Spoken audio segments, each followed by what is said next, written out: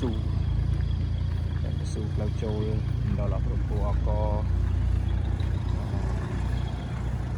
ហើយជា100 ម៉ែត្រពីខ្នល់មកក្នុងស៊ូថ្ងៃនេះ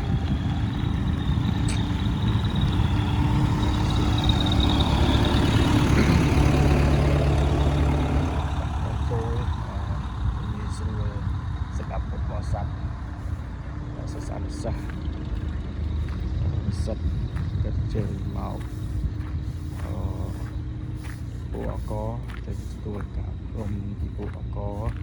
ចំណាយរៀបចំចាក់សម្អាតកែសម្រួលផងដែរ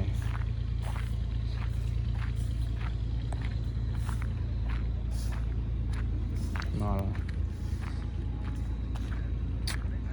3-400 ម៉ែត្រដែរដល់ចូលមក